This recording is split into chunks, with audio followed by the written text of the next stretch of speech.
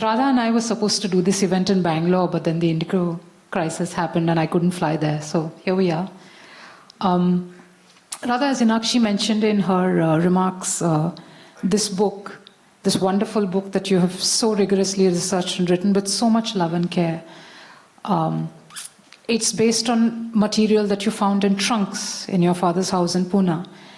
And you've written that your father probably meant to write his autobiography.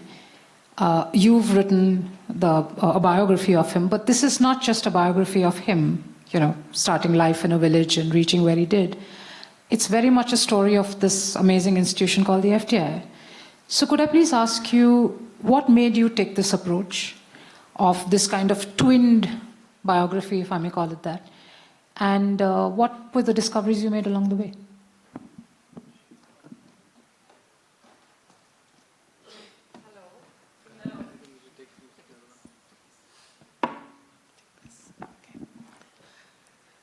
Okay. Before I start, I'd just like to say thank you to Inakshi and to Snigdha for hosting this event, as well as to all of you for being here, and a special shout out to all the FTII people. In fact, can you just raise your hands so that wow.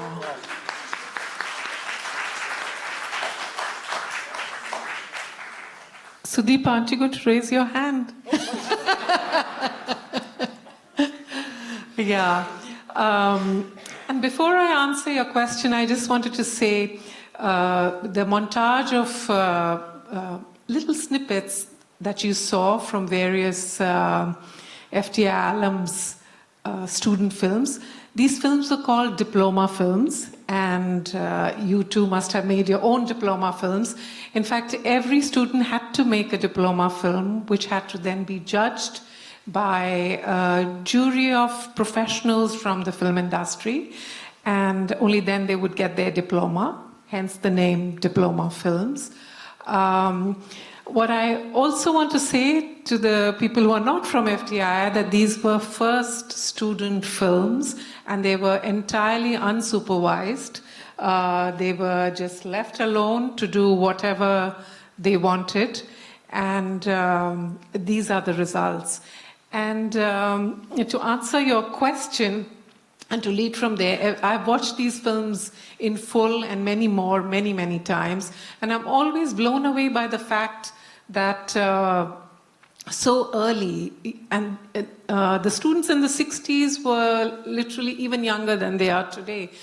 Some would have been 16, 17, 18, and this is what they turned out. So it always amazes me.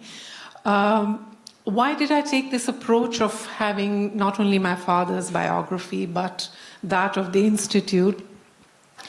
The reason was that, well, to be honest, I tried to write his biography without having the Institute play such a huge role in it, and I completely failed. The two were intertwined completely. He made the Institute, and the Institute made him. It was an identity that was so wrapped up in each other that it was almost impossible to separate them as a writer. And in fact, every time I talk about FTII, in a sense, I am also talking about Jagat Murari, because at some point they became one for me as a writer. So that was the reason I took this approach. Over to you, Nandini. When you say that this, they sort of merged into one, he spent 10 years at the Institute, right? In totality? No, there were two phases. There were two phases. So he was there from 1961, the end of 1961, and he left in 1979. So it's 2 decades, but he was not there in between for about 4 years. He had also had a role to play in, the government institutions that were being set up during the early years after independence, right? The films division and other things. Check. So while you were researching your father, did you also find that not just the FTI, but the fact is he had also, been a part of the films division, that's a huge part of his life before he came here. So again, did you it couldn't just be about your father, right? It was about this whole nation, as Snigdha mentioned in her remarks. This whole nation was coming into view, as it were. Yes, absolutely. In fact, his entire journey and the many incidences that happen right up to the point that he comes to FTII are, in a sense, as much the story of his life as it is the story of a nation waking up from colonialism to independence and the newly formed nation then that has a completely different set of demands on its newly minted citizens. And for example, part of Films Division's mandate was starting in 1948, right after independence, was to stitch this whole nation together. And the films were to show we were all separate parts that came together. We didn't know if we lived in the north what was there in the south. We didn't know that Bharatnatyam was part of our tradition if you sat in Kashmir. Kashmir itself was a whole part of what to do with it, and the film was, Films Division valiantly tried to make some films on that as well. So it's this, the Films Division era for him was like going to different parts of India, really understanding, it's like a personal journey.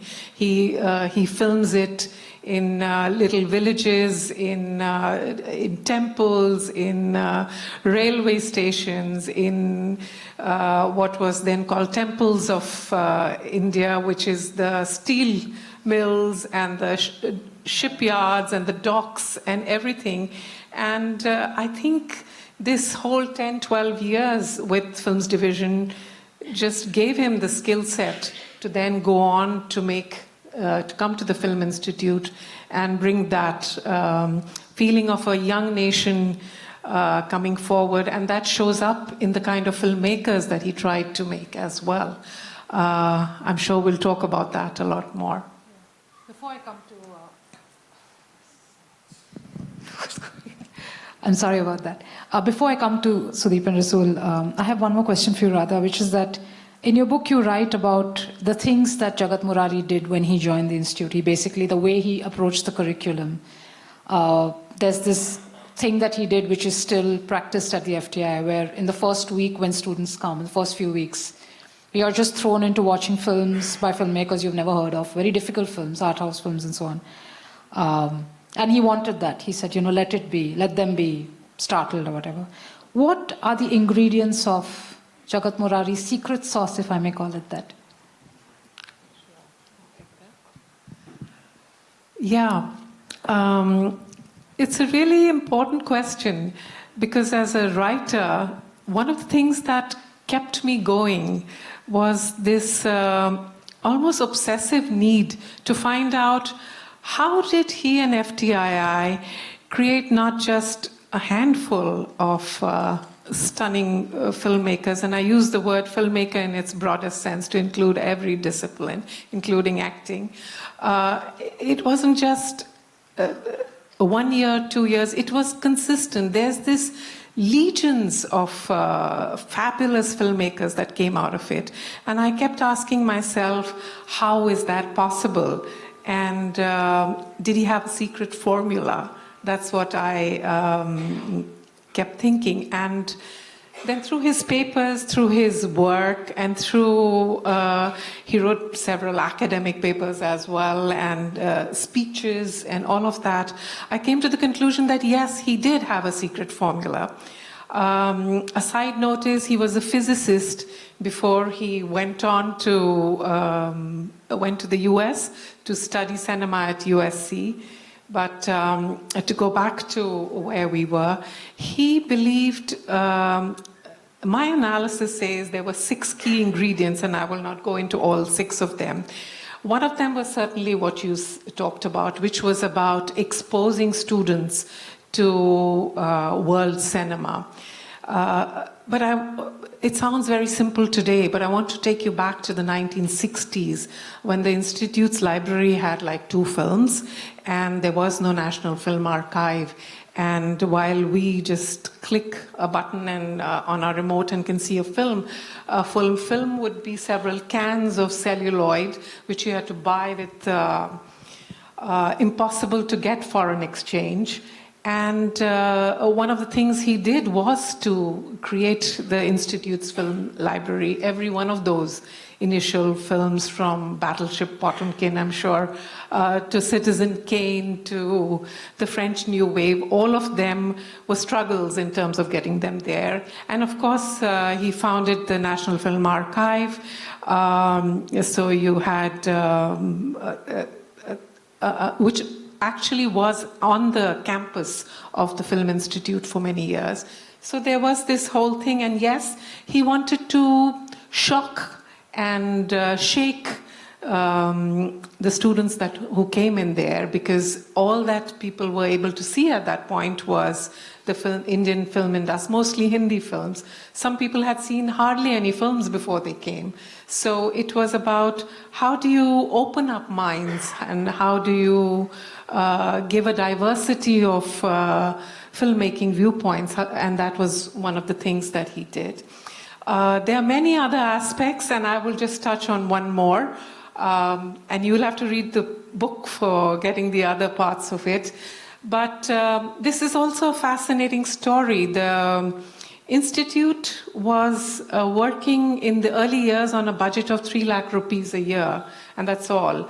But despite that, he was looking at building not the best film school in India, but the best film school in the world. He was just that kind of a person, a little low on reality check, very high on ambition and sheer audacity. And he had all of 4 teachers to run the program. And as soon as the second batch came in, 40 were in the first batch, and then I think the second batch was a little bigger. And he couldn't run it. There weren't enough teachers. And the thing he did then was to persuade, and I do not know how, the biggest names in cinema and the finest names in every discipline, in sound, in cinematography, in editing, to come and teach at the Institute. Some of them could only teach for a day, some could teach for a week, some stayed for a term. It varied. And the thing he did was he declared Fridays as the holiday, and Sundays he opened up the Institute because it was easiest for people like you to come down on a Sunday and teach. And the names were amazing. One of the first to come was David Lean, who of course had an India connection because he had an Indian wife at that point. And there was Satyajit Ray. Ritwik Ghatak came as a guest lecturer initially, and then became the vice principal for a short while. There was Raj Kapoor. There was Kamini Kaushal. There was R.D. Mathur. There was Satyajit Ray's cinematographer. There was the best in every field you could think of. And this became an amazing, not only a way to make up for lacking teachers, but also an amazing tradition where students learned firsthand from what these filmmakers were thinking, and each one had different ways of looking at the world. And he believed in sort of encompassing these young minds with these different approaches. Nothing was right or wrong. You had to debate and fight about it. And the aim was that hopefully with this exposure they would find their own voice. Or what I like to call the role model effect. For instance, Merchant and Ivory, who were in their late 20s, I believe, and with their first film, they came to the Institute and showed it and talked to students. But the point is, and the students were just about the same age, that if they can do it, hey, I can do it too. And that, I think, is priceless for a young person to be exposed to. Hi. still doesn't work. Okay. Sorry. We're going to be exchanging mics throughout the talk. That was lovely, Radha. So, Sudeep and Resul, did you all have this shock of arrival, discovery of beauty experience when you all came to the FTI? What are your reactions to the book? What does it tell you about your the time you all have spent at the Institute?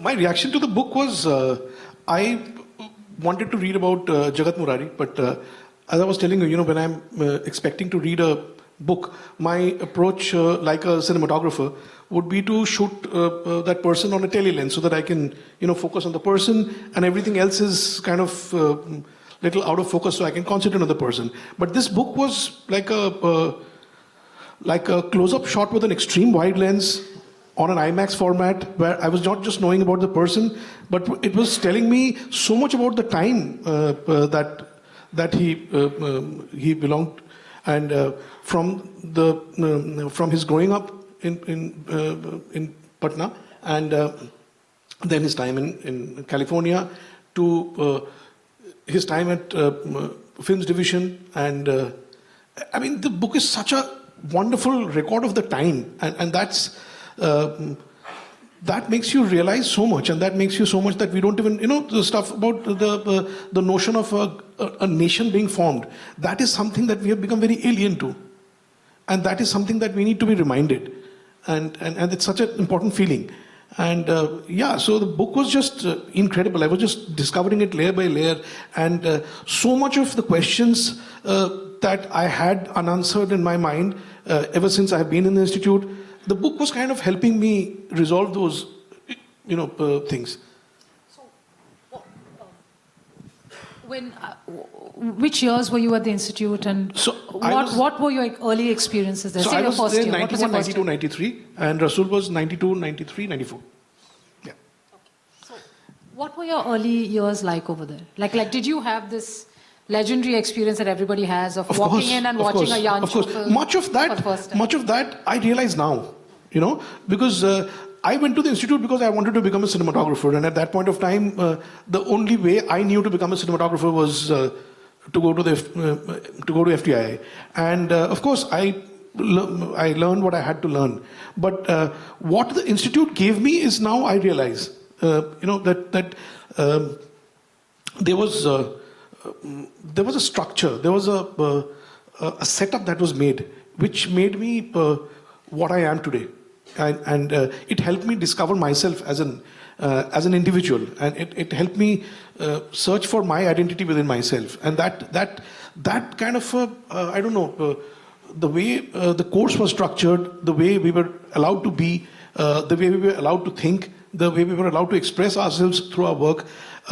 Much of that I'm realizing now, because when we were in FTI, the atmosphere was much of it. Again, I realized in the book that there was somewhere a little disregard for commercial cinema. Okay, and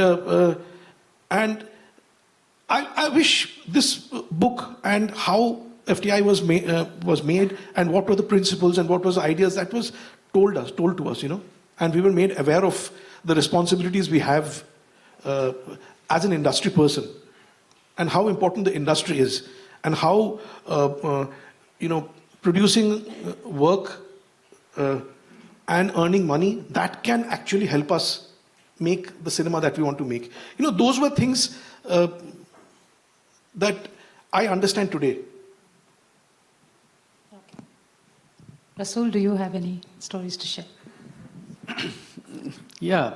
First of all, I came to know the book when me and Sudeep was talking one day, and he said, Resul, I'm reading this amazing book about FTI. It's on Jagat Murari, you must read it. It was written by his daughter. So I immediately called for the book. I was told by R.M. Rao Sahab, and I read the Broadcast India, and he told me. And see, that's the thing about FTI, that we were talking about cinematography, and then he started talking to me about this book. And so I immediately called for the book, and the next day it arrived, and I was flipping through the pages. I didn't have the time to read because I was working in 3 films at the same time. So I flipped through in one sitting, I flipped through, and when you flip through, you actually read all the headings and everything. And I felt that I'm actually holding frozen time in my hand. Every page told me stories. And I felt exactly how I felt when I first stepped into the institute, you know. You open the wide iron gate and you see the road is like a snake, you know. You see the roots of the banyan trees just hanging around. And you feel that you are stepping into a place which is something you can't explain. And looking back at it, I feel that, you know, what that film that the space has done to me. As one of the chapters, you know, it says, your father says, I want the institute to make my student a better human being and sometime a rebel. And I think that place made me both. You know, that's how I see it. And like Sudeep said, we had utter disregard for commercial cinema, and I think it was quite right. I don't look back and say that's anything that needs to be, you know, to feel bad about. And because of which, you know, money or the sense of money never came into us. You know, we never. I finished the film institute. I came into industry where I didn't want to be famous. I didn't want to earn money. I didn't want to be known. I just want to do my work. I just want to live as an artist. And how you would live, we had no clue. And Bombay had this beautiful sense of togetherness, of course, from all the students of FTI.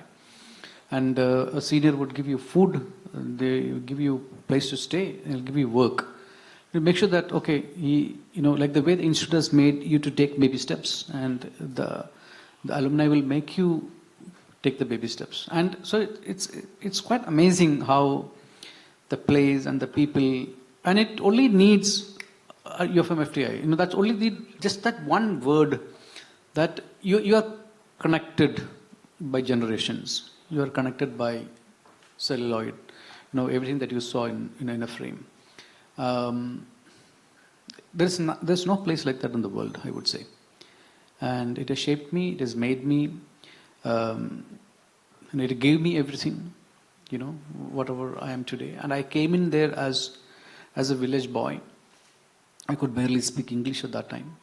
And I studied in Malayalam medium, you know. I came there. And I see very uncanny similarities with your father. I wanted to be a physicist. And I was doing law when I first applied for FTI. And I chose sound because the basic minimum qualification was BSc in physics or electronics. So I came in the institute thinking that it's an extension of my physics studies, because I couldn't pursue my master's in physics, and I wanted to research in superconductivity and win a Nobel Prize. That was my ambition. You know, man proposes, God disposes. It became an Oscar.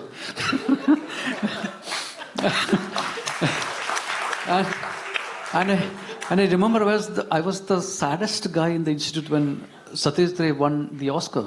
I mean, he was given the Lifetime Achievement Award. I think he took my chance, you know. And I always thought I will make a film, and that film will go to the Oscars and I'll win an Oscar. And I used to give mock interviews. And I would tell my classmates that when BBC come to take interview with you, you should talk about me like this. And they would like snub me. Prakash Kutty and all these people, you know. And everything happened. BBC actually came and they took a documentary. They shot a documentary about me. And we were on our way to BAFTA. We were in this limousine and they were shooting, and I was, you know, we were driving through Soho, and I said, you know, in 97, 98, I didn't have any money. I used to walk on the streets. So my life is a dream. And I think that dream, the snippets, the seeds of the dream sown by your father and some of the visionaries of this country. And he gave me a dream, and I am trying to give that dream to everyone who comes to me. And that place taught me dreams are something that you see when you're sleeping. It is something that doesn't let you sleep. And cinema has done that to me. You know, Zanussi, for example, who came to teach us, Istvan Zabo, who came to teach us, and many of the independent American artists who came to teach us, and many of the practitioners at that time who came to teach us. And we were in an island for 3 years, completely disconnected with the rest of the world. And we were, I don't know what we were, looking back at it, I feel very nostalgic, you know. Even today when I go there, it just takes me back to the 90s. And I always, and I kept saying this, you know, we studied in film, we used films, and we went to the lab, you know, we had the chemical in our hand. And I always say that, you know, hospital-like smell, you know, the institute had a smell. It was like hospitals, you know, of formaldehyde. And we had carbon tetra, we were CCl4, and, you know, every sound studio had a smell of carbon tetrachloride. And we lost that, you know. We lost the sound of the cameras running. In an era today, there's no sound in the camera. There's only fan sound. And we lost the shutter that is moving in front of you, reminding you that you have only one chance. You know, all that is gone. Everything that told us that the sense of memory is everything. And today we are in a stage where it tells you, you know, you don't have to keep the sense of memory anymore, you know. Everything is available, everything is changing, and everything is... That place taught me how important is memory, you know, and how important is sound, and how sound is your memory, and that memory is knowledge to you. And looking back at it, immeasurable, that place, what it has given to me. Thank you for that, Resul. It was lovely. So it's also actually impossible to watch a film or a web series nowadays and not see some FTII name in it in some capacity or the other. How do you think the Institute, I mean, you all have probably been back in some capacity over the years as, I don't know, guest lecturers or whatever. You all have encountered FTII students over the generations. How do you think the sort of Institute has maintained its standards? It's gone through so much, you know, strikes. So the outside world, FTII is this very troubled place full of terrible students doing horrible things and striking all the time. And, you know, we hear of government interference, we hear of very short-sighted policies and so on. Despite all of these problems, how do you think, and I put this question to all three of you, how do you think the FTII does it? I don't think those are problems. How can there be an art school and don't make noise? How can there be an art school where there is no dialogue, there's no conversation, there's no dissent? They will react, and they are reacting the right way, you know. What is art? It is a reflection of our time. And whether you are a student, you are a full-fledged artist, whether you are a practitioner, non-practitioner, you see something and you react. And for an outside world, there are a lot of narratives. But for us inside who are in the institute, even today, the students in the institute today, or we as ex-students, we see the place is vibrant. And it is, I mean, see, every time the times are changing, and every time, in our time we felt the facilities are not enough.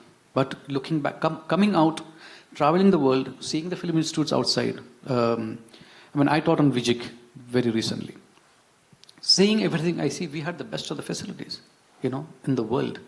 I mean, I studied with 500 rupees every month, you know, where in the world that you can think. I mean, that 500 rupees has become, you know, considerable amount of money now. But you can still think of, like a lower middle class person in this country can still think of studying cinema and becoming something and make a voice, a unique voice out of him. Because we have a place like this, you know. So I don't care about outside perspective, you know. There's always people say that this is that, this is that, this is that. I mean, there's always narratives. I mean, you see multiple narratives now, because earlier we only heard narratives of people who are writers, thinkers, philosophers.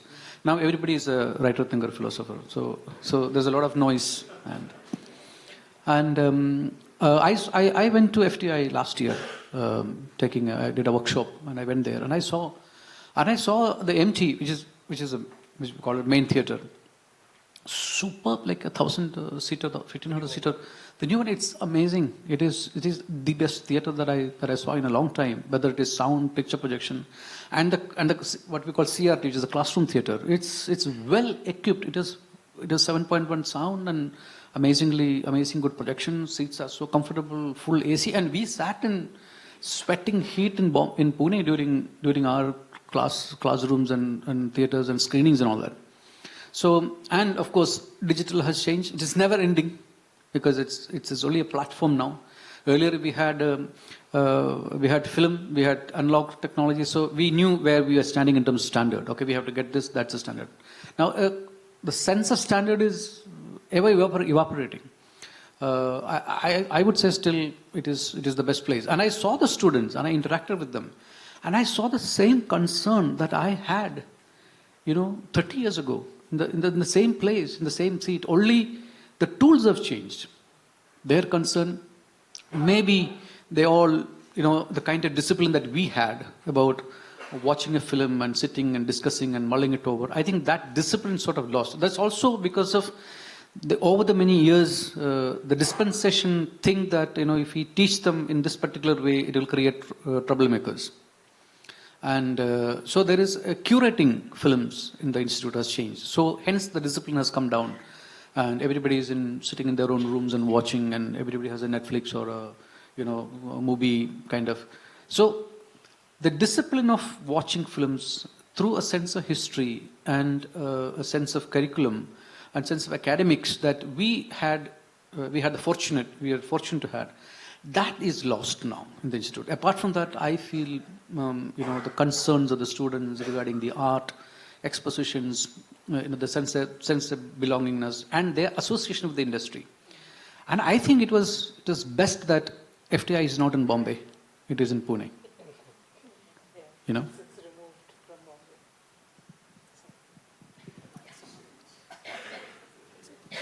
Check. Yeah, no.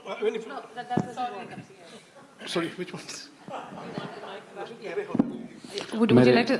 Mera बेइज्जती हो रहा है अभी, Sudeep, would you like to add to that before I ask Radha something else? If you see the diploma films that are happening today, if you see the exercises, it's just mind-blowing. I mean, the kind of content that's coming out of that place, technically, even otherwise, even in terms of content, I don't think any other place in the country is producing those voices. And that's incredible. That's, I think, somewhere the spirit of the place is very much the same. So, Radha, when you, the kind of research that went into this book and some of why all of these kind of structures were put into place, I think you conducted over 100 interviews. There's a lot of rigor to your research. You cross-checked many things. You have busted a few myths, like, for instance, the NFAI, who actually founded the National Film Archive of India, the whole Ritwik Ghatak, what exactly was the duration of his stay there, because some people claim he was there forever, and, you've corrected a lot of mistakes and errors in that sense. Tell me about sort of, what guided you through this? You must have had dreams of research to go through. What guided you through this? And now, what do you make of your father's legacy?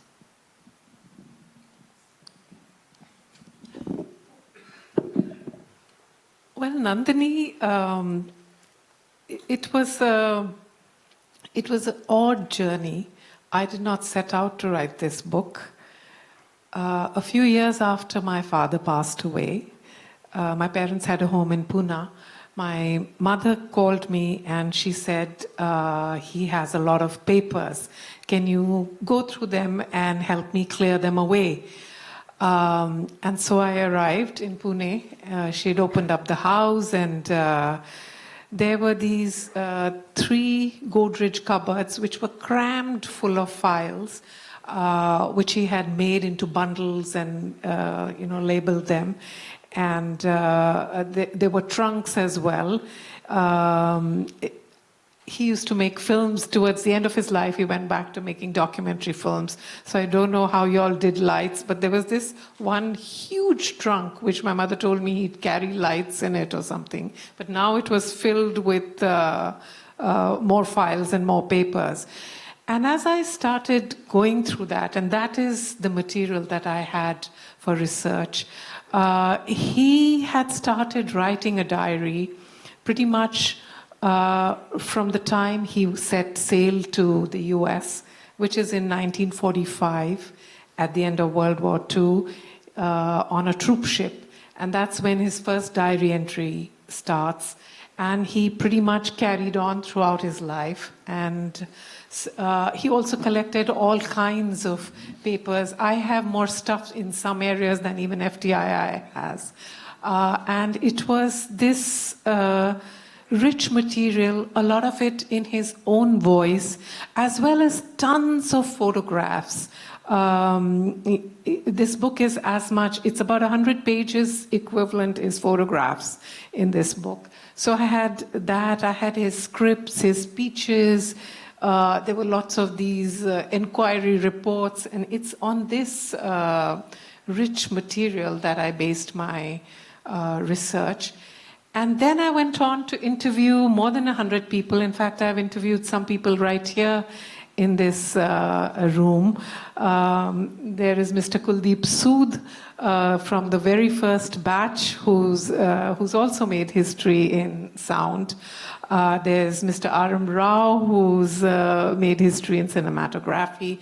And there are many, many more who helped me understand, help me triangulate things. For instance, if my father said this happened, and then I would have one of the alums saying the similar thing from another angle, and I was able to then confirm that this did happen. Over and above that, of course, there are government files and the archives and all of that, which added weight to it. Normally you hate bureaucracy and files. For me, they turned out to be a treasure trove of being able to place everything accurately in its spot. So that was the journey in terms of research. My final question to all of you before we throw it open to the audience is, we're living in an age where we are told that AI can do anything, AI can run your life, AI can help you write scripts and research papers and whatnot. Anybody can be a filmmaker. I can make a film on my iPhone. Many of our greatest filmmakers are self-taught. They didn't go to film school. So what then is the relevance of a film school and a film school like FTI?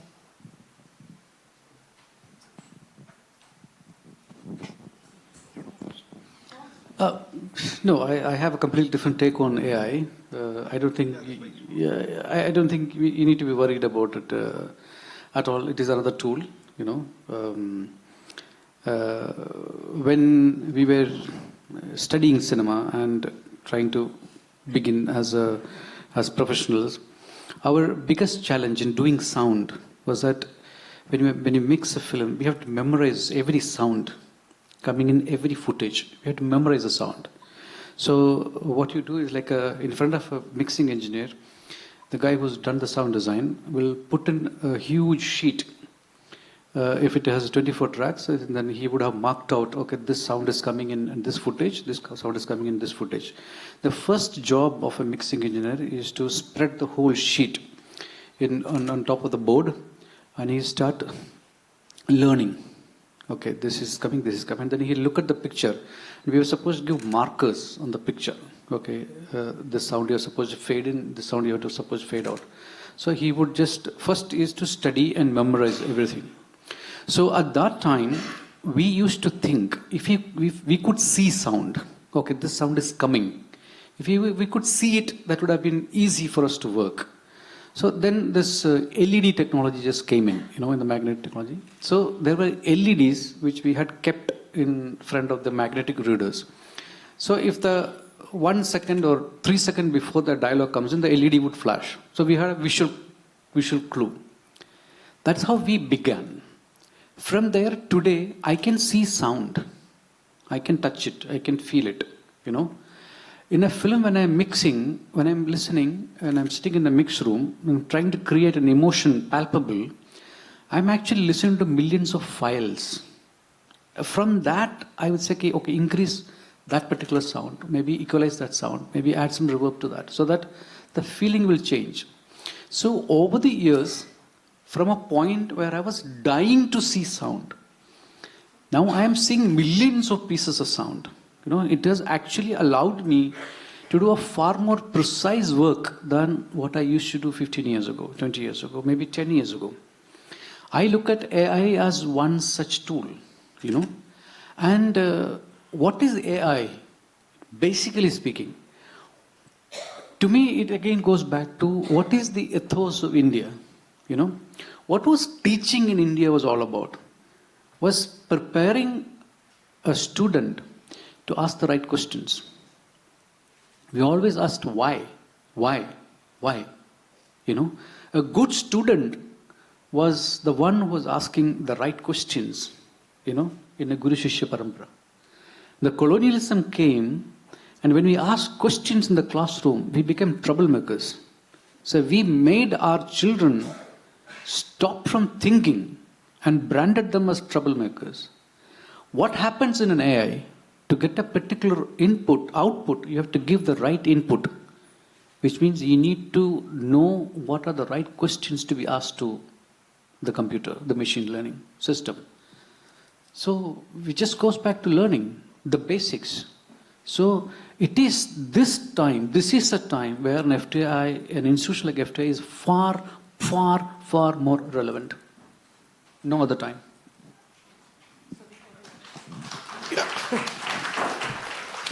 No, I think it's always we have always embraced new technology. Technology has always changed, and I don't think there should be anything concerning about that. It can only make our job easier. And the whole thing is like you have to be smarter than the technology, and then you can master it, and then you can use it. I mean, today even the work that I'm doing, it's very different from the way I would shoot a film 10, 15 years ago. Even the way I'm lighting, the way we are controlling the lights, it's not. It was not like this even 10 years back. The amount of control that I have, because of which I think now with that ease and there's another aspect to it also, that you can make an image with less effort and knowledge. A few years back when we were shooting on film, it was not easy to get that image on the screen. You had to know how to expose. Today, just by by switching on the camera, you will get an image. So creating the images become easier. Thereby, people are, I think, putting less effort in realizing the speciality of that image. Because of which images are, I think, becoming generic. I think let me just button and correct it. When you switch on the camera, you will see a picture. To make that picture an image, that's true. Exactly. You need the learning, exactly. And that's what FTII gives you. Exactly. Yeah. I mean, it has to be. It's become easier to create the picture, but make it worthy of watching it on big screen and to make you emote and think. That's where we need to. And as you said, that thankfully we have still places like FTII where that is where we need to think about, and AI is just a technology. Technology will get better. It will just. Why do you think AI is going to be such a defining thing? Is it comes out of a concern, or is it like why everybody's talking about AI? We get pitches by articles. I'm getting email that is clearly written by AI. We are getting sent articles that have been written by AI under somebody's name.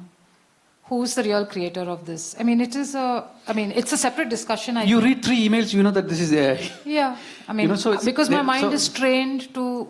So everything has a pattern in it. Yeah. So very interesting, Anyway, I think AI is a slightly different discussion. I just want, because we really are a little low on time, I'm going to interrupt both of you and ask Radha to just conclude this, your reply to this question, and then we'll throw it open to the audience. I'm in the same side. I think places like FTII count even more. I see AI as technology at one level, and FTII always, at its best, rode onto that technology, embraced it, and made it better. I agree with your concern that AI may come to a stage where it's writing emails just now, it may make films, but I don't know what that film and what that script would be like. But I feel its FTI and its likes are more important today because it's finally about making the artist. And AI is far from that, at least in what I envision it. It's about creating the filmmaker. It's about creating more unique voices. It's about creating humanity. It's about creating love, all of which are things FTI at its best instills in its filmmakers. And that, with the rise of AI, its importance only increases. That's how I see it. Thank you. Thank you all so much for these lovely insights. We'd like to throw it open to the audience. In the interest of time, only questions, please, comments later. Thank you.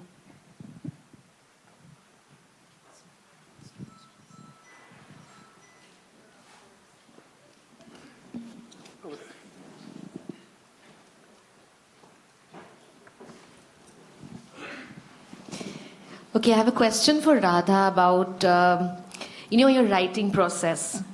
It's never easy to write about your family, right? Family dynamics are complex. You love your father, respect your father. You also have resentments, these kinds of. My question is, while writing this book, and obviously, it has been a process. You've done a lot of work. What did you learn about yourself? And how you came to be who you are and your belief systems. Were there any self-discovery moments that you'd like to share? Wow, that's quite the question. Okay, yes, if you want to answer. Yes, absolutely. Yeah. Absolutely, I'll try. Well, firstly, one of the things about writing about a parent is how to find that balance between, how to be more objective about the whole thing. And this book has been through 3 drafts. The first one was not as objective, let me confess. But along the way, I discovered that an objective book would be a more powerful book. So I just took out all the color that I was putting into it and just left the facts to speak for itself. And that was one way of making it more objective. In terms of what did I discover about myself, yes, there were lots of times when the penny dropped and I realized why I was shaped the way I was. For instance, my father was very lucky that his father, that would be my grandfather, although I never met him, was a very loving person who wanted to just give the best to this young boy. And they were not very well off. But within whatever his means was, he was always bringing on more stimuli, more, finding him more teachers, just helping him flower and grow. And that is the way he parented me as well. So I was very lucky. I was allowed to do whatever I felt like. At a time when you either had to be a doctor or an engineer, that was not the case. I think he used his father's technique to build FTII. He thought he has to get all the best, not only the technological things in terms of equipment, etc., but in terms of films, in terms of exposure, in terms of letting the students do whatever. So this sounds like a strange connecting of dots, but what his father Naval Kishore did to Jagat Murari did to the students and to FTI and to me and our family. So there are these amazing connections that I found, and I'm doing the same to my kids. So it's this whole thing that goes on.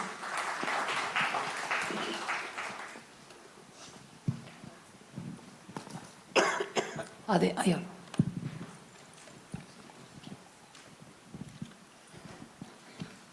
Good evening.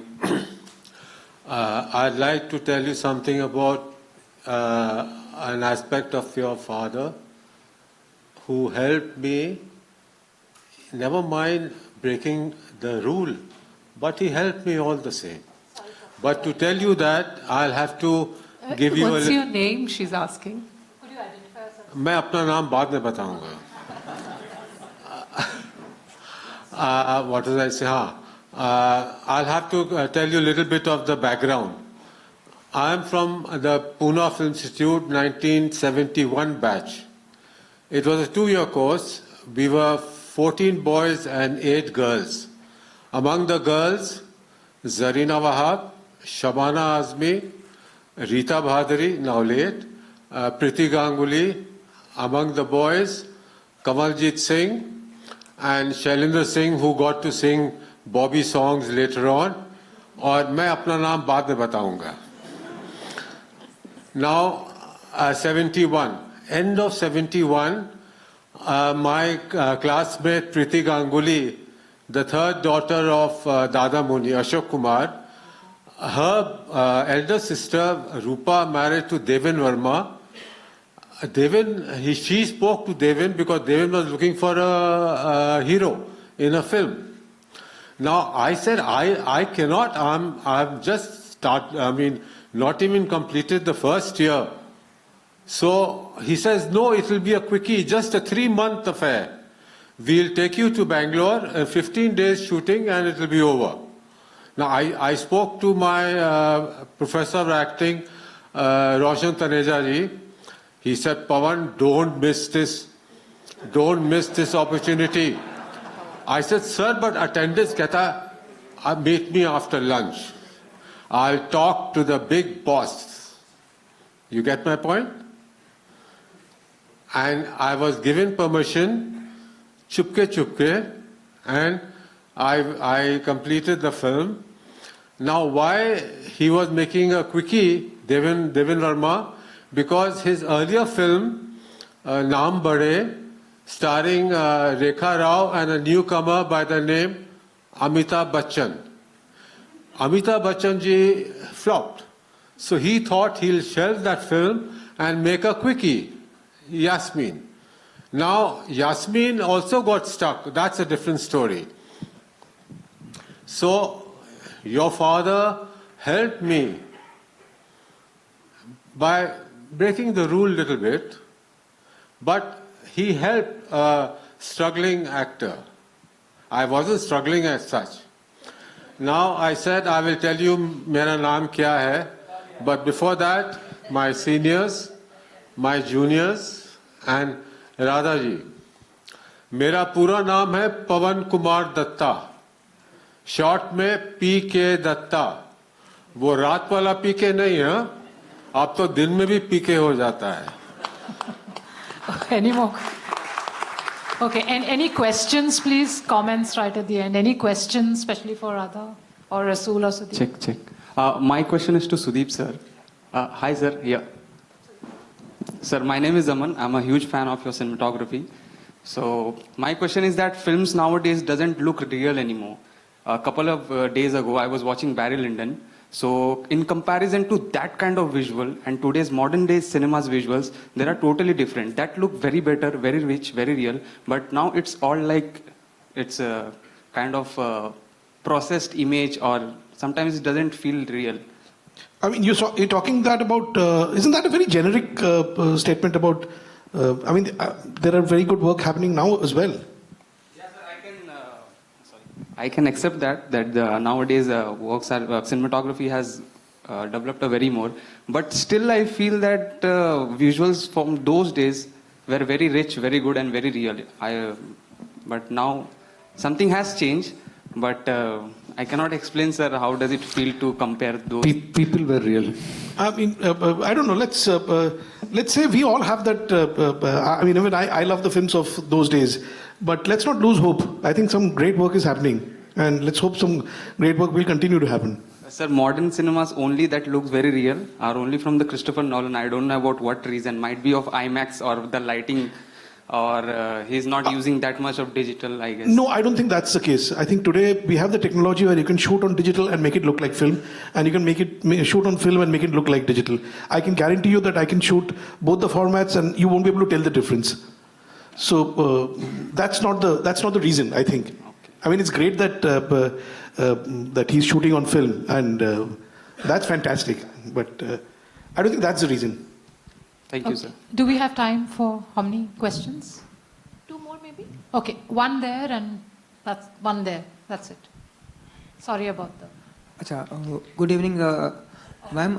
So 3 questions. Congratulations for the writing such a book. Can you help? Can your book help young filmmakers? I think I'm going to give Sudeep that. Because I feel that this book should be a textbook in the film schools. It's going to be a very, very, yeah. I think everybody should read this book. You read it and you'll know what I'm talking about. That the idea of...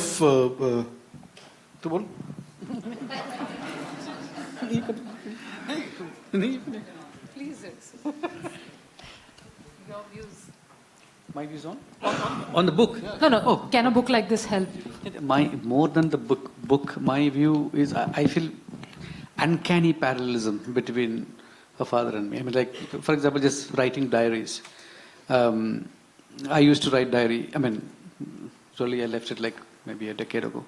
Every day I used to write diaries. And especially in the institute, every day. So every day you see a film and you write about the film. And so 3 years I was just going through the diaries of mine. And how I felt about Ray in first year, and how I was rebellious against him in the final year, how I am finding where a camera is moving, so like, there were no discoveries, there were inventions of one's own self. So for me, it makes you go through it. It's not just film school. It should be there in every, universities where they teach liberal arts and designs, and this should be there everywhere. Yeah. Also, I think the book is very optimistic, and it's a very beautiful time about people who had vision. And I think today that's very heartwarming that there were people who dreamt of a vision, and they had an idea of an ideal country. Yeah. Yeah, I think the film is really, like, it's hard to think of a bureaucrat as a romantic, but the film is really I think yeah. That's why everyone should read. And I've been, nurturing that I want to make a film about the institute, my life in the institute, or of a student's life in the institute. And I that's when we discussing that, he said, you must read the book. And I think I found my film there. That's lovely. That gentleman there, one there, and that's it. Good evening. My name is Captain P.K. Singh. I want to ask Radha Madam, I met Sri Jagat Murari ji in 1977 when he came to our college, Science College, when we were celebrating Golden Jubilee. In 1977, he was one of the chief guests with Shatrughan Sinha. So that's the time I met him. And when he was just addressing the students, so Shatrughan Sinha came, so everybody started shouting. So then he said, I got selected because he was principal of FTII. So please first listen to him, then I will say something. So I just want to ask you, which inspired him to start FTII, join FTII? He didn't start FTII. FTII was a government institute. Yeah, but he joined. Pardon? Why did he join FTII? Yeah, well, the reason is very unromantic. He was a filmmaker with Films Division for 13 years. And towards the end, he was not keeping good health. So believe it or not, he was looking for a place where he would have to travel less and recover. And that's what got him to Pune. And he thought he joined as the professor of direction, although that lasted less than a month. He became the head of the institute soon thereafter because the earlier head quit. But he thought this professorial life would be an easygoing one. It was anything but. right from day one. He was holding down many positions, and at an institute which was so understaffed, he was doing work pretty much round the clock. But once he was there, he was just so passionate, and he was so determined to build it and to make. I think that generation of people, or he in particular, perhaps, was about building this country and about having the best students, best school, and having the maximum impact on the country. That's what he was looking for, and that's what he did. Yes. Yes, yes. So one last question there, and Hi. I'll conclude with that. My question is for Radha. Like you mentioned that your father believed in the tradition of exposing the students to cinema from all over the world, and it's something that's continued in FTII still now. So I was just curious to know, because you also grew up around the campus, and you grew up with a father who was clearly so passionate about cinema, what kind of films you were exposed to while growing up? What kind of impact it made on you as someone who loves to watch films? If you can mention some of the films, any story, any filmmakers that made a big impact on you as his daughter. Wow. Well, this affected my brothers, who were a little bit older than me, more than it affected me. I was 2 years old when he joined the institute, and I didn't see most of the films at that point, but I do remember some of them. For instance, Battleship Potemkin, which had created quite a stir in Kerala this time. I do remember seeing some of the early new wave films over there. And I remember seeing some of the Hindi films. Many films, even when I was 10 and 11 years old, were not allowed. I was not allowed to see them because they were uncensored, and I don't know, these guys must have seen those films. So I was not allowed to go in that much. But my brothers, yes, every now and then they lurked in the shadows at the back of the main theater, I'm guessing. And they certainly imbibed a lot from these films. Thank you. Yeah. Well, thank you so much. We can perhaps continue. Any questions, comments can take place after discussion. Thank you all so much. And thank you to this panel. You've been wonderful.